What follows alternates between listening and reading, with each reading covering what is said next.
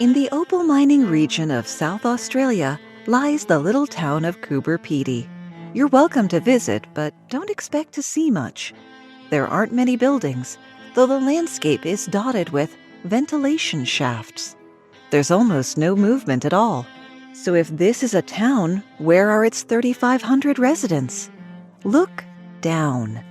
My name's Moxie, and this is your Brain on Facts. In 1943, 3 regular-looking U.S. cities were constructed at record speed, but left off of all maps: Oak Ridge, Tennessee, Richland, Washington, and Los Alamos, New Mexico. All held laboratories and sprawling industrial plants, as well as residential neighborhoods, schools, churches, and stores. The 3 cities had a combined population of more than 125,000, and one extraordinary purpose: to create nuclear weapons as part of the Manhattan Project. Their design was driven by unique considerations, such as including a buffer zone for radiation leaks or explosions. In each case, there were natural features, topographical features, that were considered to be favorable. In all 3 cases, they were somewhat remote. In the case of Richland and Los Alamos, very remote, which offered a more secure environment, of course. But also, in the event of a disaster like an explosion or a radiation leak, it would minimize the potential exposure to civilians. The sites were selected far from one another in case German or Japanese bombers somehow managed to penetrate the United States.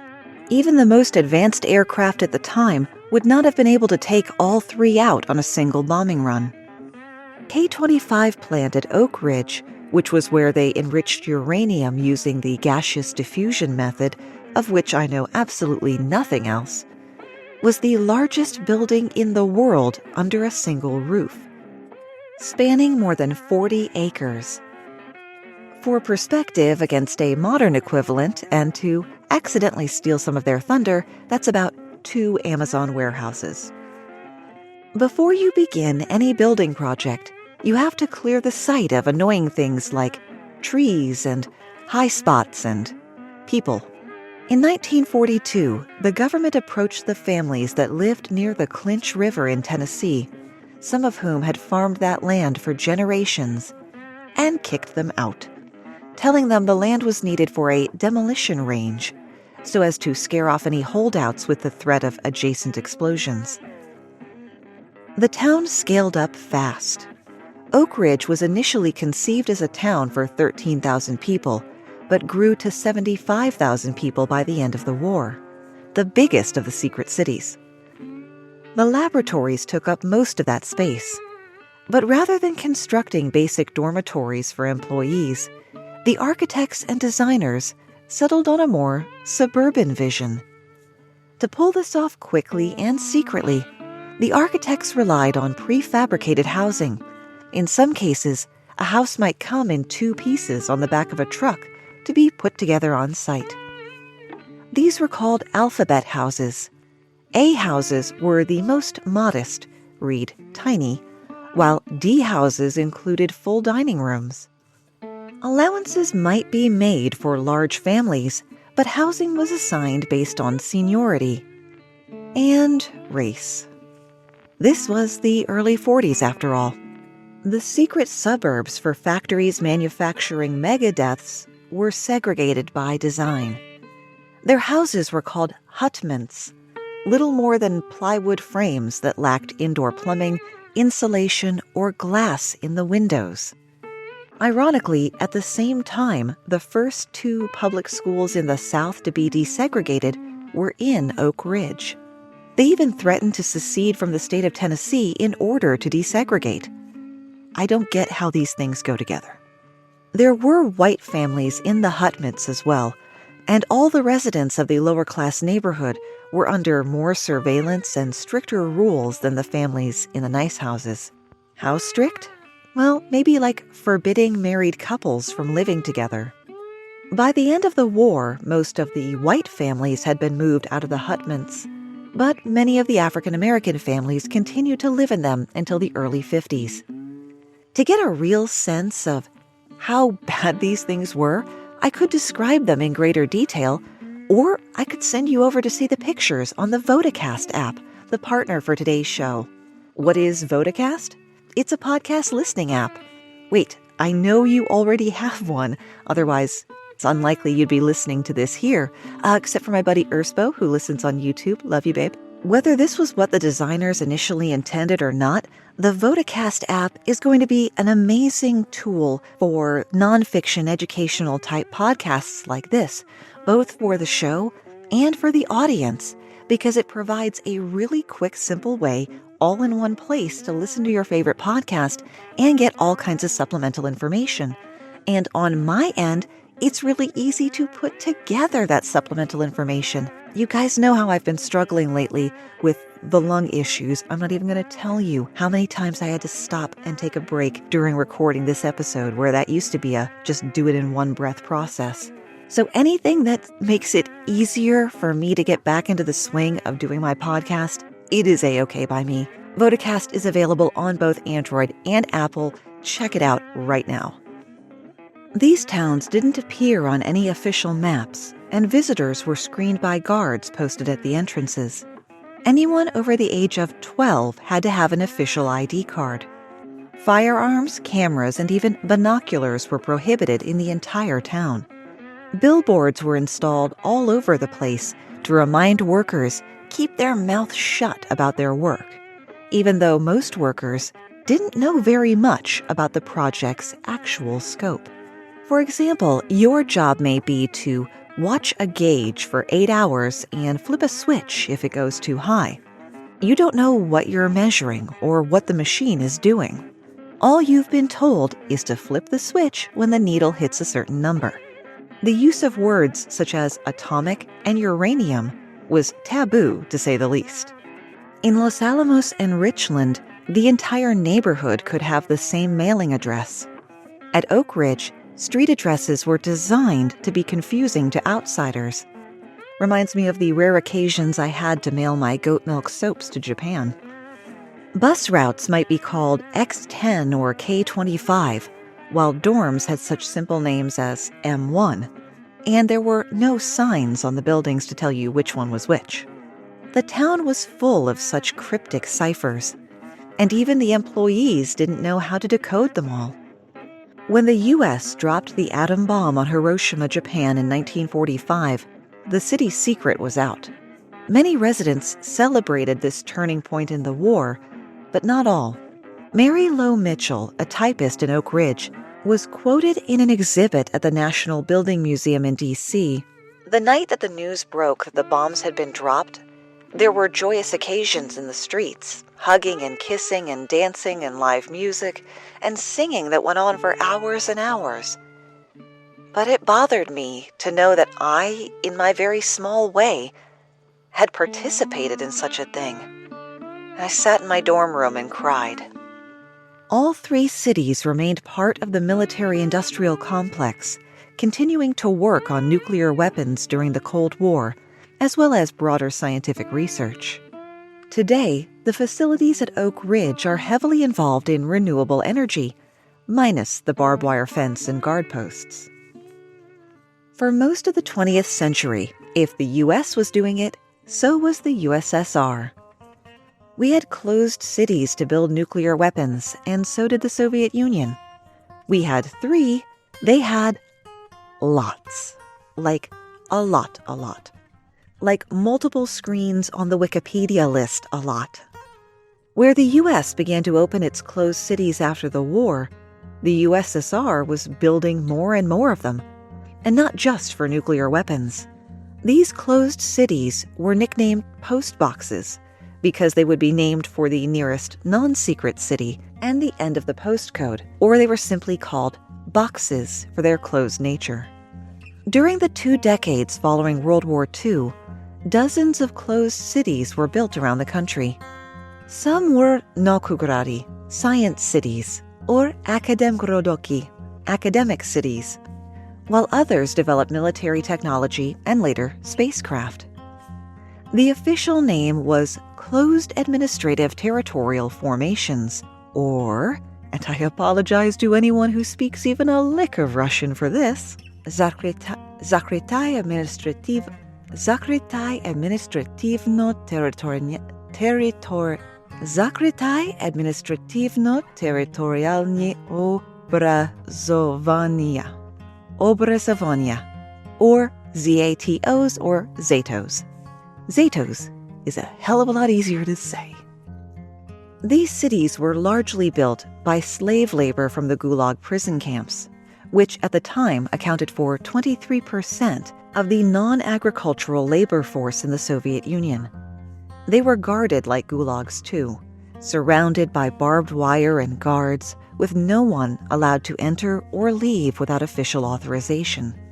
Many residents would not leave their city once between their arrival and their death. That being said, the captive residents enjoyed access to housing, food, and health care better than Soviet citizens anywhere else. While most towns in the Soviet Union were run by local Communist Party committees, military officials oversaw the secret cities that would eventually be home to over 100,000 people. Even during construction, officials were ordered to use trusted prisoners only, meaning no Germans, POWs, hardened criminals, or political prisoners. Nevertheless, even living alongside Gulag prisoners, residents believed they were making a valuable contribution to their country. Nikolai Rabotnov, a resident of Chelyabinsk 65, remembered, "I was sure that within our barbed labyrinth, I inhaled the air of freedom." Arzamas 16, today known by its original name Sarov, was one of the most important sites in the early development of the first Soviet atomic bomb, and was roughly the Soviet equivalent of Los Alamos. Scientists, workers, and their families enjoyed privileged living conditions and were sheltered from difficulties like military service and economic crises. Leading researchers were paid a big salary for those times. Chelyabinsk 65, or Ozersk, was home to a plutonium production plant similar to the American facilities at Richland. Located near a collective farm in the southern Ural Mountains, Chelyabinsk 65 was more or less built from nothing. Where Arzamas 16 was an existing town the government took over. After the basics of the city were complete, early years were fairly difficult for the residents. The cities lacked basic infrastructure and suffered from high rates of alcoholism, in Russia, no, and poor living conditions. Of principal concern in that arena for the residents of Chelyabinsk 65, the Mayak plutonium plant dumped its nuclear waste into the nearby Teka River, causing a health crisis not only for the residents of the box city, but all the villages along the river. Conditions at Ozersk would not improve until after the death of Joseph Stalin in 1953. You remember that story. It was in our episode For Want of a Nail, and I was about to say also is mentioned in the Your Brain on Facts book, whose audiobook is now available on all platforms, except Audible. It's been quite a process. But I just double-checked it, and I mentioned Stalin 14 times in the book, but never about his death. Anyway, bringing things back down to earth. Owing to that plutonium plant, Chelyabinsk 65 is still one of the most polluted places in the world. Some residents refer to it as the graveyard of the earth. Somehow, though, it's considered a prestigious place to live. After the Cold War had thawed somewhat, the government polled citizens as to whether or not they should open the city. And overwhelmingly, people voted to keep it closed. In fact, half of the nuclear scientists said they would refuse to stay in the city if it was opened. As one resident explained, "We take pride in the fact that the state trusts us enough to live and work in Ozersk." In 1991, the Soviet Union officially disbanded, and its 15 constituent republics became independent, 4 of which had nuclear weapons deployed on their territories. This was of no small concern to the West, as these newly formed nations didn't have the financial or technological means to properly store and safeguard these weapons. With budgets a fraction of what they were in the decades before, the standards of living in the Zetos quickly declined. Security went with it, as the soldiers who guarded the Zetos also saw their wages slashed. With dwindling prospects for employment and limited security, scientists suddenly had the freedom not only to leave their city, but to leave their country. Fear quickly spread in the United States that they could help develop nuclear programs in other countries like Iran. In 1991, the Nunn-Lager Act financed the transportation and dismantlement of the scattered nukes to not only reduce the number of nuclear weapons in the world, but to provide the scientists there with proper employment. One result of this effort was the International Science and Technology Center in Moscow, which employed many former atomic scientists in non-weapons programs and still exists today. And it's good that those scientists were able to continue to follow their life's work and passion. And I'm lucky that I get to continue in my passion making this podcast, thanks to the support of my fabulous listeners, people who buy merch, yourbrainonfacts.com/merch, join the Brainiac Break Room or the subreddit, which you can reach through yourbrainonfacts.com/social, and of course, all of the amazing supporters over at patreon.com/yourbrainonfacts. A warm and grateful welcome to new members like Edgar, Sharon, Ms. Fragile Left, Eric, Rita, and Dana. And I have to shout out the people who, without provocation, raised their contribution amount. Folks like OJ, George, Paul, Robin, David, who raised his twice, and Eric, who's also given me like 100 retweets since the show began. Remember, the best way to help a podcast you like is to tell other people about it. And while it doesn't work the algorithmic magic some hosts would tell you, it really doesn't hurt to leave a review. And that carries with it the added benefit of having your opinion read out to potentially millions of listeners. I mean, like really theoretically, I don't have a million listeners. The review I'm reading this week gets to be by itself because it is so long and detailed. So huge thanks for this review to the Mastercast. Trivia nerds rejoice. This show is an educational podcast about facts and the stories behind them. Host Moxie LaBouche covers a wide range of well-researched topics with perfect delivery that hooks you in every time. Subjects covered in the past have included music, history, parties, and so much more. The writing and production are phenomenal. It's structured and informational with no small talk. Despite this, there is a fair bit of comedy in how the stories are told. While people have credited the show with getting them into podcasts, LaBouche is also known for her amazing radio voice and does voiceover work as well. At first, I found her perfect radio voice a little too calming for work, but the facts are too interesting to make it a sleep podcast. Even the commercials are entertaining, and on a more important note, at a leveled volume. Yes, thank you. God, so annoying. When the host is at like a 4 and the commercial comes in at like an 8. It's like when you're watching TV and the dialogue is a whisper and the action sequence is the Memorex commercial. Some of my favorite episodes so far have been We Can't Have Nice Things, Arts and Antiquities Edition, and Project Pigeon and Acoustic Kitty, Trigger for Violence Against Animals. That was a wartime topic. As a longtime listener, I highly recommend the show. Facts truly don't get much better than this. Thank you so much for that review, the Mastercast. For those who are curious about that username, they are a student-run daily podcast recommendation channel. You can find them on Twitter at MastercastPods, and Instagram is The Mastercast. And while you're there, make sure you're following Brain on Facts Pod on Twitter and Your Brain on Facts on Instagram and Facebook. And, oh yeah, I'm on TikTok. It's going to be mostly VO, but you know I can't ever go anywhere without some bonus facts, and that is at Moxie LaBouche.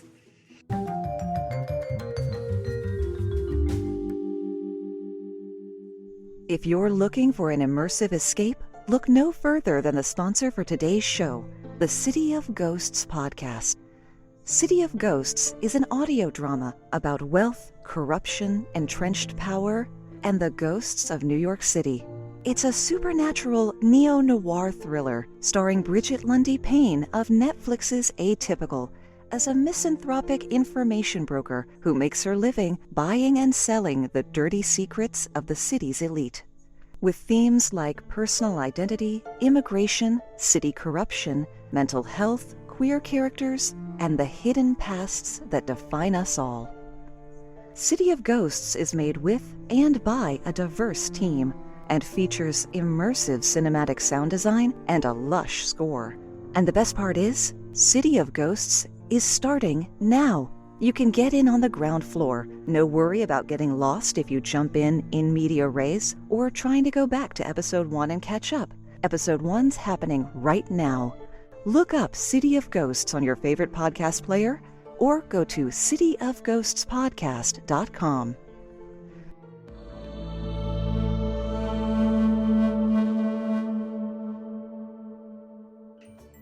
A lot of my friends have had babies in the past year or so. First children, all of them I've noticed.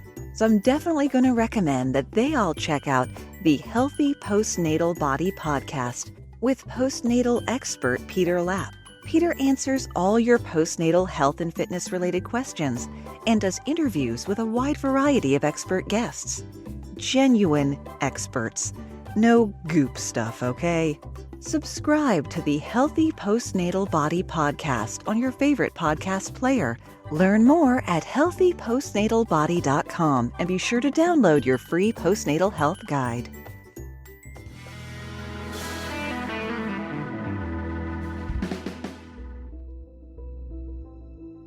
If you need to hide a city from your enemies, you'd do well to move it underground.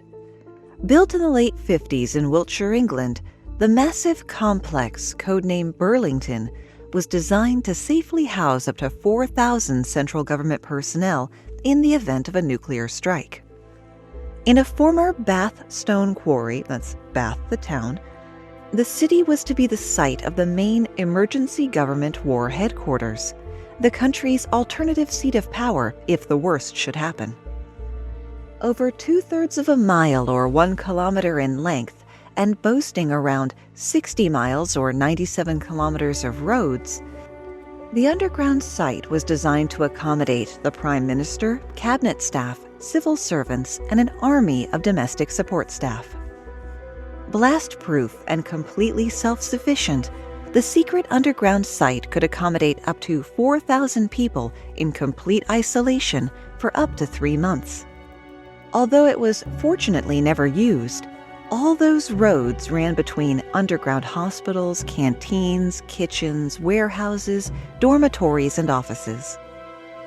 The city was also equipped with the second largest telephone exchange in Britain at the time, a BBC studio from which the PM could address the nation, and a pneumatic tube system that would relay messages using compressed air throughout the complex. An underground lake and water treatment plant could provide all their drinking water needs. A dozen huge tanks could store the fuel required to keep the generators running for about 3 months. The air in the complex could also be maintained at a comfortable humidity and heated to about 68 degrees Fahrenheit, 20 degrees Celsius. The complex was kept on standby in case of future nuclear threat to the UK, until 2005, when the underground reservoir was drained, the supplies removed, the fuel tanks emptied, and the skeleton staff of 4 dismissed. Some cities were not intended to be secret, but were lost to time, at least until recently. In what's being hailed as a major breakthrough for Maya archaeology, in February 2018, researchers identified the ruins of more than 60,000 buildings hidden for centuries under the jungles of Guatemala. Using LiDAR, or light detecting and ranging, scholars digitally removed the tree canopy from aerial images of the area, revealing the ruins of a sprawling pre-Columbian civilization, far more complex and interconnected than most Maya specialists had supposed. LiDAR is a lot like sonar or echolocation like bats use, only it's a laser mounted under a helicopter. By calculating the precise distance between the airborne laser and the different points reflecting on the Earth's surface, including the leaves on trees, computers can generate a three-dimensional image of what lies beneath. To put the density of the jungle into perspective, archaeologists have been searching the area on foot for years and had not found a single man-made feature. LiDAR is revolutionizing archaeology the way the Hubble Space Telescope revolutionized astronomy, said Francisco Estrada Belli, a Tulane University archaeologist and National Geographic explorer. We'll need 100 years to go through all that data and really understand what we're seeing. The project mapped more than 800 square miles or 2,000 square kilometers of the Maya Biosphere Reserve in northern Guatemala, producing the largest LiDAR dataset ever obtained for archaeological research. The old school held that Mayan civilization existed in scattered city-states, but these findings suggest that Central America supported an advanced civilization that at its peak had as many as 14 million citizens around 1,200 years ago, comparable to sophisticated cultures like ancient Greece or China. The LiDAR even revealed raised highways connecting urban centers and complex irrigation and agricultural terracing systems. Despite standing for millennia, these sites are in danger from looting and, of course, environmental degradation. Guatemala is losing more than 10% of its forests annually, and habitat loss has accelerated along its border with Mexico, as trespassers illegally burn and clear land for agriculture and human settlement. By identifying these sites and helping to understand who these ancient people were, we hope to raise awareness of the value of protecting these places, says Marianne Hernandez, president of the Foundation for Maya Cultural and Natural Heritage. LiDAR has also helped scientists to redraw a settlement located on the outskirts of Johannesburg, South Africa, and it tells the beginnings of a fascinating story. Scientists from the University of Witwatersrand believe the newly discovered city was occupied in the 15th century by Tswana-speaking people who lived in the northern parts of South Africa. Many similar Tswana city-states fell during regional wars and forced migrations in the 1820s, and there was little physical evidence or remaining oral tradition to prove they were there at all. Though archaeologists excavated some ancient ruins in the area in the 1960s, they couldn't comprehend the full extent of the settlement. By using LiDAR technology, the team was able to virtually remove vegetation and recreate images of the surrounding landscape, allowing them to produce aerial views of the monuments and buildings in a way that could not have been imagined a generation ago. Using these new aerial images, they can now estimate that as many as 850 homesteads had once existed in and around the city. It's likely that most homesteads housed extended families, meaning this was a city with a large population. There were also stone towers outside some homesteads, as high as 8 feet or 2.5 meters high, with bases 16 feet or 5 meters wide. The academics believe these may have been the bases of grain bins or perhaps burial markers for important people. There's also evidence of several refuse dumps that may evince a certain level of wealth and power in the region. If you're waiting on tenterhooks for all the information, I wouldn't necessarily hold my breath. Researchers believe they're still a decade or two away from fully understanding the city's inhabitants, how the city came to be, and why it ceased to exist. Modern technology also helped us find an ancient city in Cambodia. Constructed around 1150, the palaces and temples of Angkor Wat were, and still are, the biggest religious complex on Earth, covering an area 4 times larger than Vatican City. In the 15th century, the Khmer kings abandoned the city and moved to the coast. They built a new city, Phnom Penh, the present-day capital of Cambodia. The life of Angkor Wat slowly ebbed away. Everything made of wood rotted to nothing. Everything made of stone was reclaimed by the jungle. An international team led by the University of Sydney's Dr. Damien Evans was able to map out about 370 square kilometers around Angkor in unprecedented detail in less than 2 weeks. No mean feat given the density of the jungle. Rampant illegal logging of valuable hardwoods had stripped away much of the primary forest, allowing dense new undergrowth to fill in all the gaps. It was initially unclear whether the lasers could even penetrate to the forest floor. The prevalence of landmines left over from Cambodia's civil war is another big check mark in the pro column for using LiDAR. The LiDAR's findings were staggering. The archaeologists found undocumented cityscapes etched onto the forest floor, with remnants of boulevards, reservoirs, dikes, irrigation canals, agricultural plots, settlements, and orderly rows of temples. They were all clustered around what the archaeologists realized must be the royal palace, a vast structure surrounded by a network of earthen dikes, the 9th century fortress of King Jayavarman II.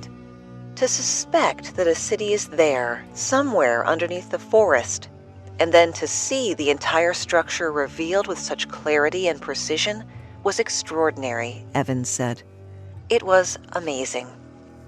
These new discoveries have profoundly transformed our understanding of Angkor Wat, the greatest medieval city on Earth.